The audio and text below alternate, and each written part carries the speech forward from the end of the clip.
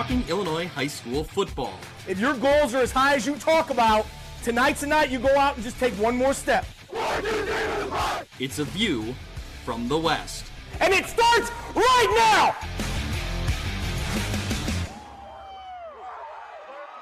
Welcome into a special championship week edition of View from the West podcast. I'm your host, Greg Armstrong. Joined with me is Mitch Stormer. And this week we have some conversations with coaches. We talked to head coach Rick Arend and Austin Frazier on the 1A state championship game. But in this episode, we're talking about Class 2A, Maroa-Forsyth going up against Chicago Christian. And with us now is head coach of the Maroa-Forsyth Trojans, Jostes. Josh, thanks so much for taking time to be here. And you know, like I said, we always kind of follow your program from afar because you're a team to always kind of keep on the radar. So, we'll be happy to cover you in the state championship game on Friday. Appreciate it. So, Coach, tell me a little bit about this year's group. You know, like I said, you guys are always kind of on the radar, but every year, every team looks a little bit different. What's the identity of this group? And, who are some of the names we need to know? We graduated all 5 of our offensive linemen, so that was probably our biggest question coming in. And that group of young guys has stepped up and done a tremendous job.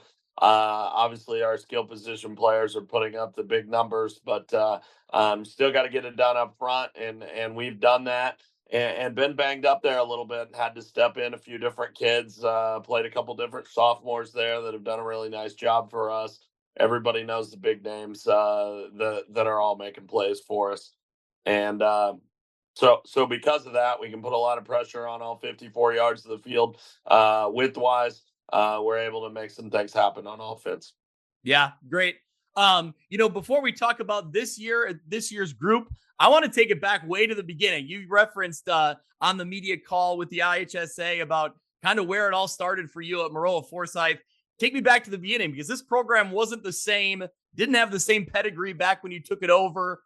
What did you see coming in, and kind of, what was that building process? Well, I was a 25-year-old guy that had won quite a few freshman and JV games in my first 2 years, so I thought I had all the answers. Quickly found out I did not. There's a lot that goes into this side of the job, but fortunately, I had a handful of kids that bought into what we were selling.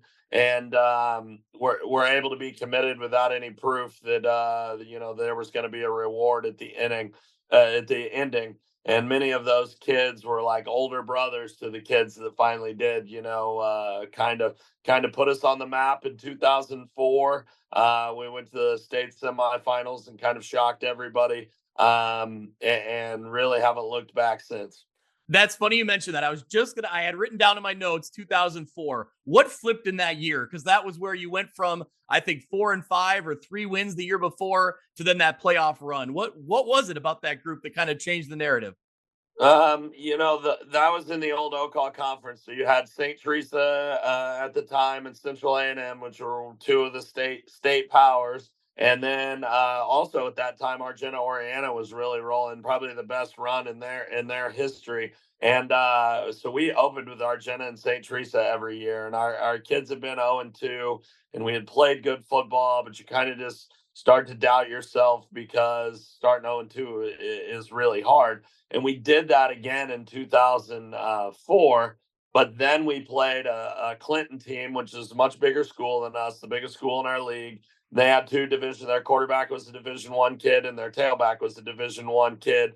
And we went to their place and scored 30 in the first quarter, and proceeded to win pretty handily. And I think at that moment, our kids finally clicked that it was starting to all come together, and their hard work that they had been putting in over the last 3 years was going to pay off.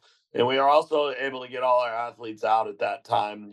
Kind of when I took over the job, the best athletes in the school were playing basketball or baseball and not playing football. And we kind of opened our system up and made it fun for our kids to want to be out there. And in that 2004, we had every kid that should be playing football in our school was out for football, and then had success on top of that. So then it was just the matter of sustaining it. And now our culture is pretty easy for me to coach. Our kids handle those things on the expectations of what our off season looks like. Yeah, that's great. Well, take me back a few weeks now, get to this year's group. And in the win over Quincy Notre Dame, kind of a wild game. Take me through, as that game progressed. I think you guys built a big lead and they came storming back. You guys tied the game late, or you guys scored late, and then you made the decision to go for two. Take me through kind of the mindset of wanting to win it in regulation. And, it's that kind of go big or go home mentality, I guess. You had to get two. Absolutely. Our kids expect me to put faith in them and confidence in what we do. There was never a doubt we were going for two. I mean, we had two timeouts and didn't even call them on the 2-point conversion play. We knew what we were going to. We knew we had a matchup we liked. To go back to the beginning of the game, probably couldn't have asked for a better start for us. We go 3 and out. They hit an 8-yard punt. We get the ball at the 25-yard line. We get a matchup we felt was favorable for us with our Division I tight end one-on-one with a kid that was about 5'9", and we were able to throw it up and make it a pretty easy pitch and catch to take the lead, and then come out and get another stop, get the ball back at about the 50-yard line, and go right down the field and score again. We then get a third stop, and we drive from our 20 to about their 40, and have a fumble on a 1st and 10 play that went for about 6 yards and kind of gave them a little bit of momentum going into half. They were able to drive it, eat the clock up, and score right before the half to kind of make it 14-7. Felt like we should have been up 21-0. And probably a different ball game. Worst case scenario, even if we punt away and pin them deep, I don't think they score against us. And if we could have went to the locker room 14-0, I don't think it would have been as close. But hats off to Q&D, obviously a great ball club. They come out and dominate the third quarter, and then we're able to get a stop late, and went on a 2-minute drive that we execute literally twice a week, pretty much every day of the off season. Starting in May, our kids can run a 2-minute drill, and at that time we had 4 minutes and 3 timeouts, so we felt great and able to go down and drive and score. Yeah, a game like that where it's back and forth, and then it comes down to kind of a clutch situation. How much does a game like that pay dividends down the road now when you get into a state championship game and everything's heightened a little bit, and, just everything's a little bit more intense, even from the beginning of a game? How does that experience help you? Well, obviously our kids have played in a lot of big games over the years, especially this group. They had been in back-to-back semifinal games, and so they were looking to, get over that hump and get themselves to a state championship game. I think a lot of people had our Quincy Notre Dame game penciled in, a kind of a must-see game down there. And so the fact that our kids were resilient, played their tails off. Like I said, we turned the ball over 3 times in that game, all 3 of which lead to scores for them, and their 3 scores. So we didn't feel like we played very hard. We played very physical. We definitely didn't play our cleanest ball game of the year, and it's definitely still things that we can still improve on. There you go. Well, Coach, I want to welcome in my co-host, Mitch Stormer. He's here ready to ask a question. So fire away, Mitch. Yeah, hey, Coach. Sorry, I've been waiting in the wings here. Wanted to ask about there's this imbalance in this game, right? In terms of just experience in this sort of setting, right? Chicago Christian and Coach Cesario coming in for their first state title final, where this is not really new territory for you or your program. Do you view that as advantageous to you, or is it more of a disadvantage because maybe a youthful coach, and you've been there before, a youthful coach maybe comes in with nothing to lose and maybe will hit you with a surprise that you're not expecting? Well, 2006, it was our first state championship game for me, and still relatively young at the time. And we stepped in there and won that game. So I'm not sure that there is necessarily an advantage. I will tell you where I do feel like it's an advantage. Hopefully, coach, or any young coach that's listening to that with Coach Cesario, it can be an overwhelming week.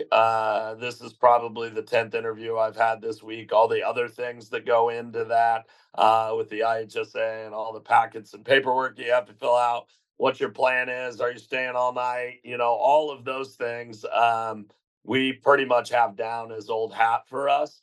and that could be somewhat overwhelming. But on that same note, I was 1-for-1 in state championship games when I was a rookie in the state game, and I'm not nearly that good now. So maybe it's not as good as an advantage, but just enjoying the moment and not getting stressed out about those things would probably be where I'm at now. We're probably adding to the stress, Coach, but we appreciate you jumping in. But talk about this Chicago Christian team on the field. What have you seen in game film? You said that you're used to scheming against that power run, but talk about Kenny Jager and kind of what he brings, the running back from Chicago Christian, what he can do and what your game plan is against them. Obviously a very nice player. He's really put together. He runs hard. We got to get multiple hats to the ball. Seems like that's where their offense, starts at, and that they are going to get him the ball early and often, and we have to be up to that challenge. And if we're not, we're going to be on defense all day long. So our kids understand that. It is a little better look, I would say, for us to see a spread team. We played 8 power run teams that you either have one or no wide receivers on the field this year. Kind of preparing us for like a Johnson City game that we had last week. But we do feel most comfortable defending the spread. The other thing about that is we're defending ourselves all summer long. Their offense looks very similar to us. So it's not something we're not prepared for. Traditionally, I would tell you the Sangamo Conference is a spread league. It just wasn't this year. So feel good about what we're going to see and how our kids will handle that. Coach, to flip it back on your roster, I want to talk about your quarterback, Ryan Shepard, and what he's, the numbers that he's put up this year. Certainly it helps to have some wonderful targets there, Mitch Williams and Grant Smith. But what can you say about your quarterback stepping into that role this year and setting those school records that he's set so far? Well, yeah, he's obviously had a all-time season for us, and that's tough to do. He followed a legend in our program and in our town. 3-year starter in Caden Maurer, and I told everybody that asked, "What are you going to do? About replacing your quarterback? We'll be just fine at quarterback." He was actually in a battle with our sophomore quarterback and starting free safety Aiden Williams, and so quarterback's not going to be an issue. I told everybody that asked me about us this year. It was more about what we were going to do with the 5 guys up front, which were all going to be new than what our quarterback situation was. And obviously Ryan stepped up and had an outstanding season, maybe close to leading the state in total yards and touchdowns. And can't be more proud of him. He's valuing the ball, gets it to his dudes, and runs hard when he needs to. Yeah. So, Coach, we've talked about what you look like on the field with your players. I want to ask you literally about what you look like. Are you a uniform guy? Because, Maroa-Forsyth around the state is one of the teams that you guys stand out. You got a lot of different uniform combinations and just a lot of things happening, and I like it. Our kids are definitely spoiled. We definitely tell them that they have to work hard and earn that, but yeah, we have so many uniform combinations. I can't even count them all. We literally don't have to wear the same uniform all season long for 14 weeks. So some of that is that we get to play on turf. Now a lot of teams in our conference have turf. We don't really tear up a lot of stuff. And so it's a collection over the years. If you're only wearing something once or twice a year, it's not as big a deal. But we do like to look good, play good. No doubt about it. I mean, how do you make sure that your whole roster of 16, 17-year-old boys bring the right jersey to the right game? Well, our graphics guys do a really good job of sending that out to them too. So sometimes we're sending that out to the public so they know what we're trying to do. For example, Stormtrooper this week, so we're all white, white pants, white socks, white top. But some of it's also so our kids get it. Oh, okay, that's the uniform we're wearing. Honestly, Our captains pick our uniform set up every week. So. Well, I think the all white is a nod to your first state championship, correct? We've won a couple in the whites. Love it. That's great. Mitch, got anything else for Coach? No, I think that does it. So, Coach, we appreciate you joining on. We're excited to be there on the sidelines for your game and covering the Trojans and the Knights. Should be an exciting matchup. We're looking forward to it. Yeah, Appreciate Coach. you guys having me on. Yep, we'll be on the sidelines at Illinois State covering that 2A game. We're excited for it. So, Josh Jostes, thank you so much for being here. We're going to take a quick break, and we'll be joined by Chicago Christian head coach CJ Cesario. We'll be right back. This episode of View from the West podcast is brought to you by Simulation Sports. In addition to golf simulators and batting cages, Simulation Sports provides golf club repair, custom fittings for driver shafts, and even private lessons for golf, baseball, and softball. Whether you're looking for a fun group activity or want to fine-tune your skills and equipment, Simulation Sports has something for everyone. Visit their facility at 400 South Main Street in Monmouth, Illinois, or go to thesimulationsports.com to start playing today.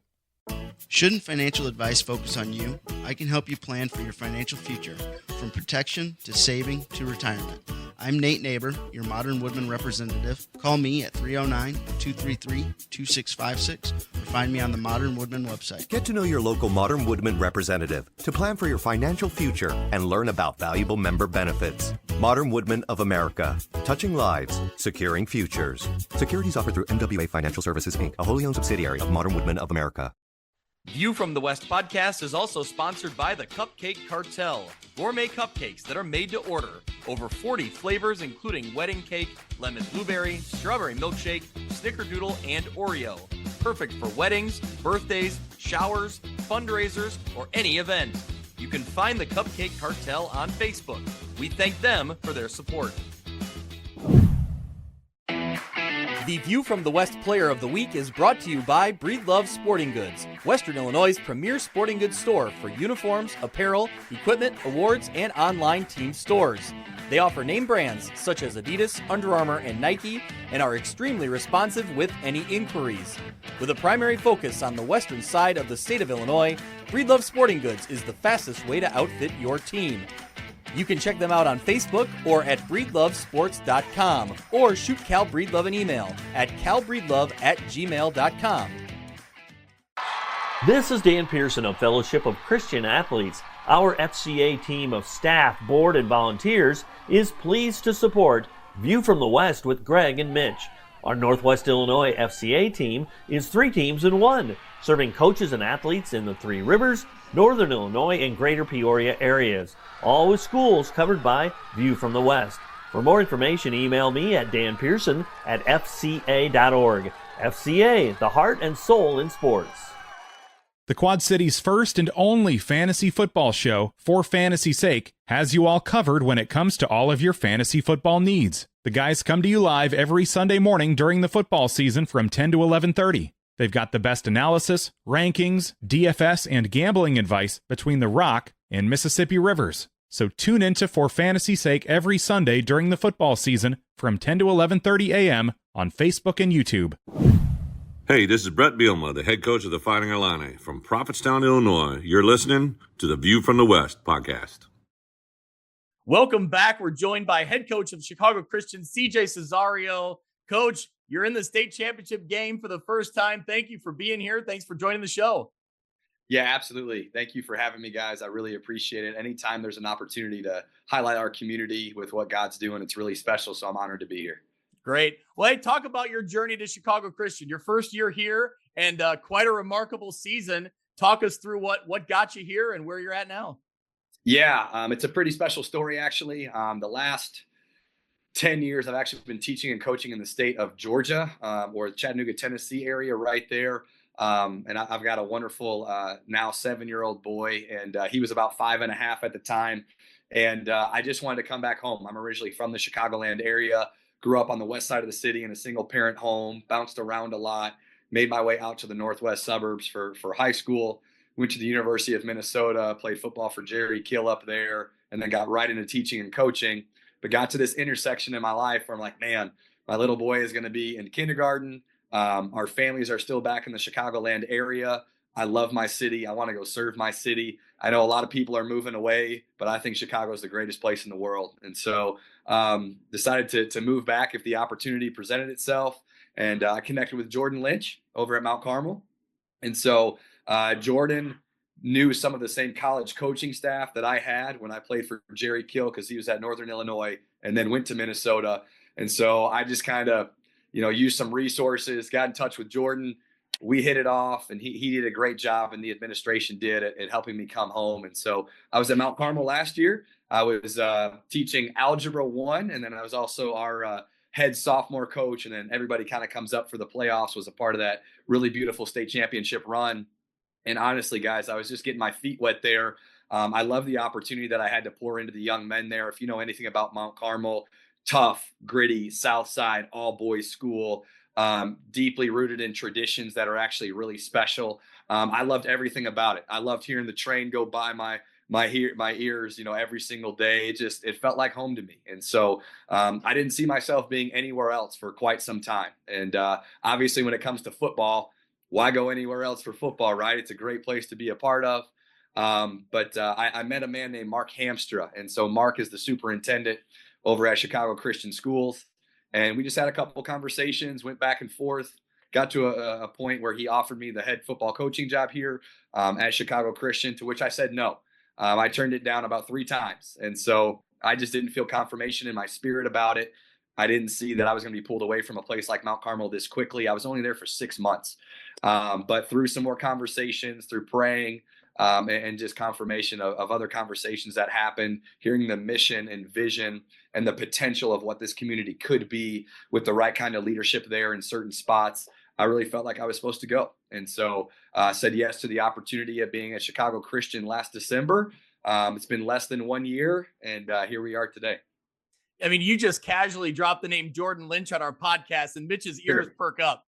Mitch is getting excited here. So yeah, one of my all-time favorites, no question. So on behalf of Mitch, I have to ask. I need Mitch to hear a good Jordan Lynch story that no one's going to get unless you're in the locker room or in the weight room every day. Or what do you got? Give me some of the the Jordan Lynch vibes.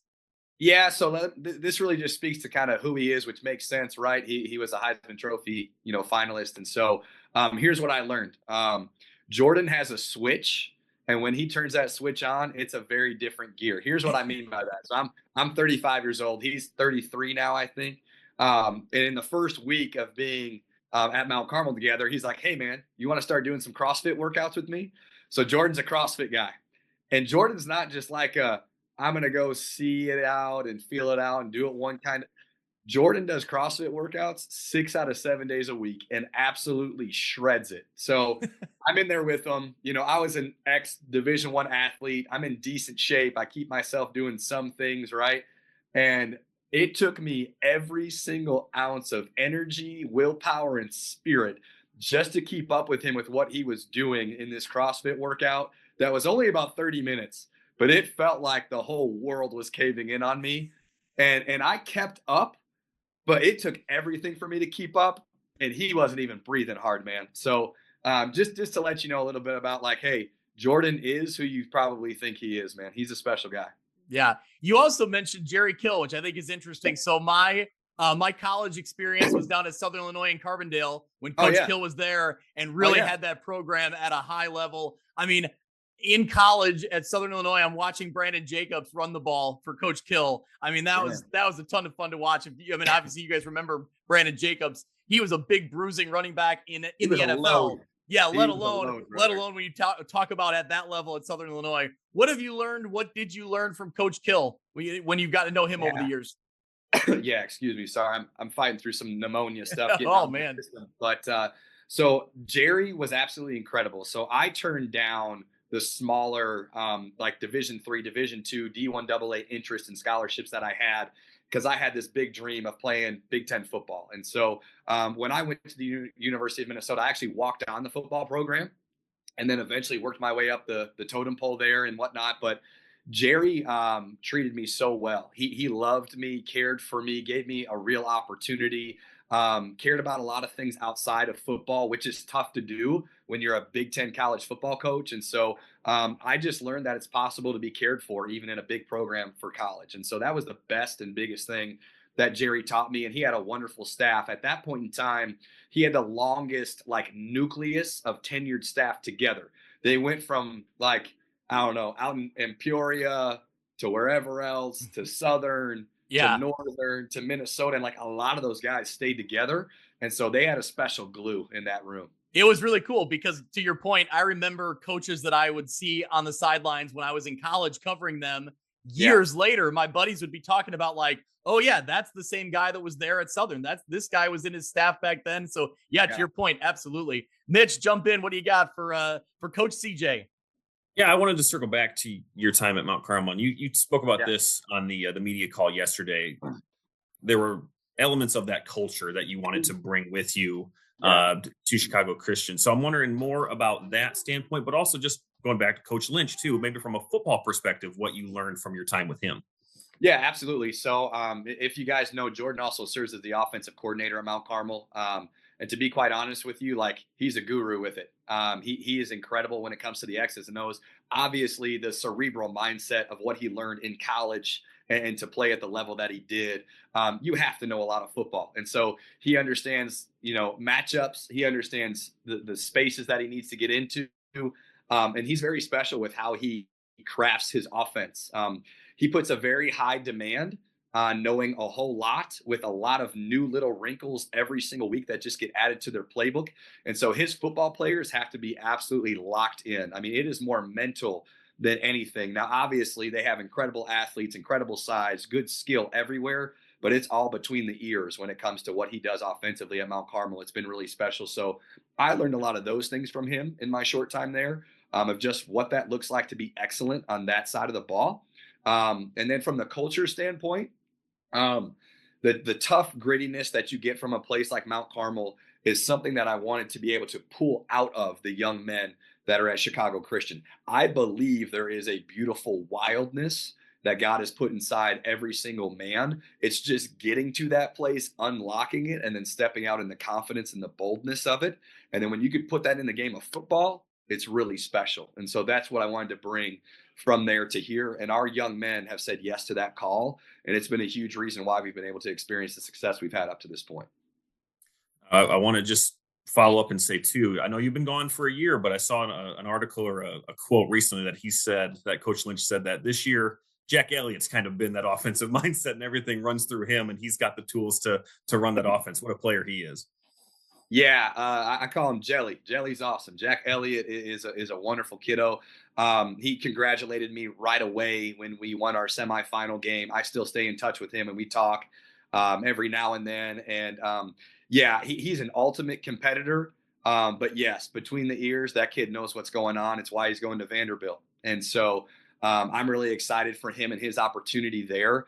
I think he's going to do a great job at Vandy right now. There's a quarterback that has some of the same style in play that really fits the mold of Jack. And to be honest with you guys, circling the wagons all the way, Jerry Kill is a big reason that I think Jack is probably under the radar going to Vandy. I think he worked a lot of those things in place. And so it just all makes sense. But Jack Elliott is one of the best in the entire state, guys. You got a prediction for that 7A game? Just a Caravan win. They're getting a three-peat, no doubt about it. With confidence, he says it. There you go. Absolutely.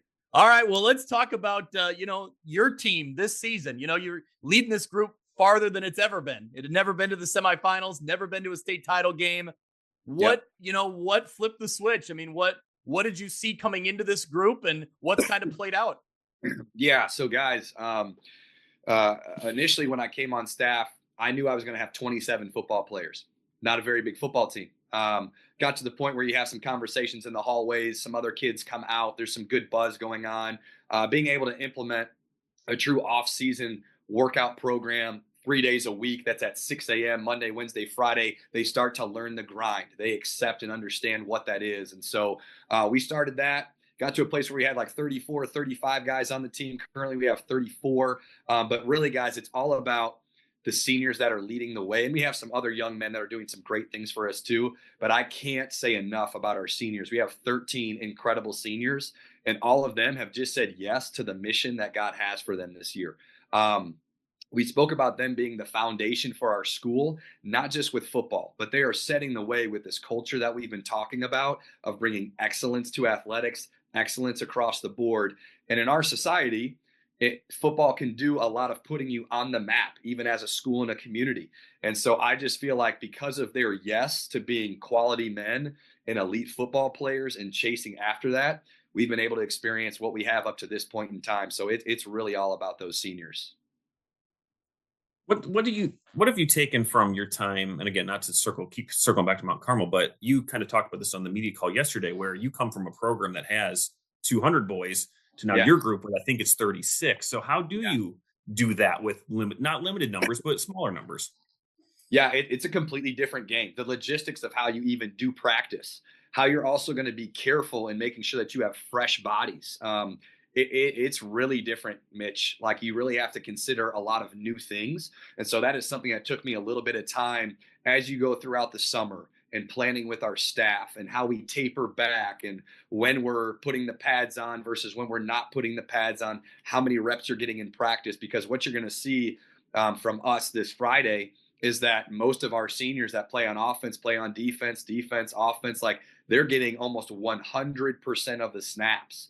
And so it takes a different level of toughness, a different level of conditioning to be able to do that. And so I had to consider all of those things when I understood the numbers that we had in the program at that point in time. You know, you had answered my question yesterday on the media call about your strategy at halftime for the Farmington game. Obviously, that's a team that we cover. We've heard some heat from your community they brought some receipts with them for us predicting Farmington in that matchup. But I'm wondering, in that game in particular, you ran Kenny Jaeger, I think it was 37 times. Is that a typical workload for a player like that, or how do you balance what your guys' MO is versus scheming against an opponent? Yeah, it is not. It is not in the game plan. Hopefully, for most coaches at any level, to have their running back tote the rock that many times. But it all is a case by case basis of what it calls for.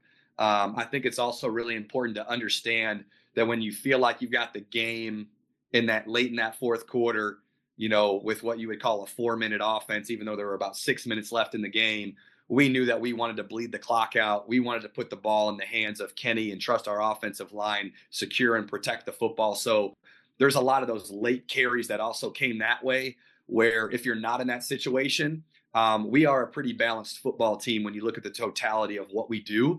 And yes, we have a physical, strong run game as our identity, but we believe in being balanced, and we want to stretch laterally and vertically, look at matchups, and really exploit as much as we can. And so I feel like we have done what we've needed to in every situation because of the maturity of our young men that are playing on the field. And they've just executed when we've needed it, whether it's through the air or it's in the run game. Well, Coach, that kind of leads in to talk about the game plan this week against Maroa-Forsyth. You know, in particular, they really like to spread teams out, and, you know, they got some athletes that can get you in space and really do some damage. What have you seen on film? What are you preparing for?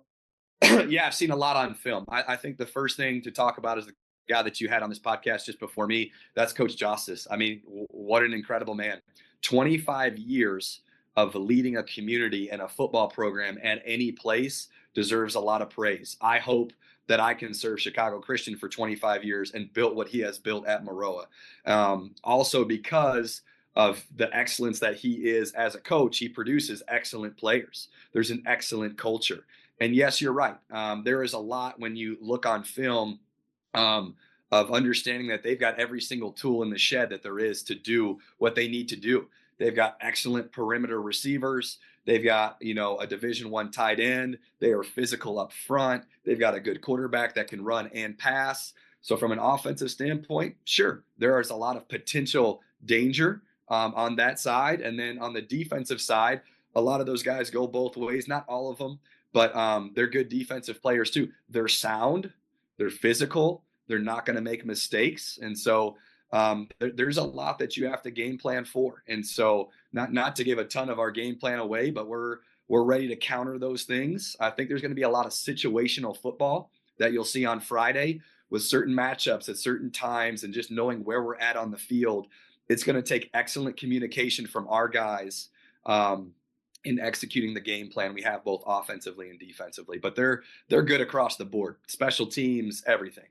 Well, we'll be on we'll be on the sidelines, so we'll stop and ask you during the game about what your game plan looks like. So okay. I wanted to piggyback on what you had mentioned about Coach Jostes' experience being there 25 years. We actually asked him a similar question when we talked to him is, if you look at you and him on paper, right, there is an imbalance of experience in terms of state championship experience. This is your first time. This is Maroa-Forsyth 11th time being there. So, and he mentioned too that in his rookie season, he won the state championship there with Maroa-Forsyth. So how do you view matchups like that when you know that maybe you don't have the experience against a coach that you're going up against? Do you feel that is to be advantageous, or do you not really think about it much? Honestly, coaching, does it matter? 100% yes. It's a huge part of things. At the end of the day, it's going to come down to the kids, guys. It's going to come down to the kids that are on the field, that are actually playing the football game. Did we do our job in preparing them to put them in good situations? 100% on us. I do feel confident about our staff doing that. That is not a me thing. That is the 8 coaches that we have collectively together that range from 24 to almost 74 years old with hundreds of years of experience when you add up the years that all of that has been there. God brought us incredible men that lead our offense, our OC, our DC. We work together really well as a unit.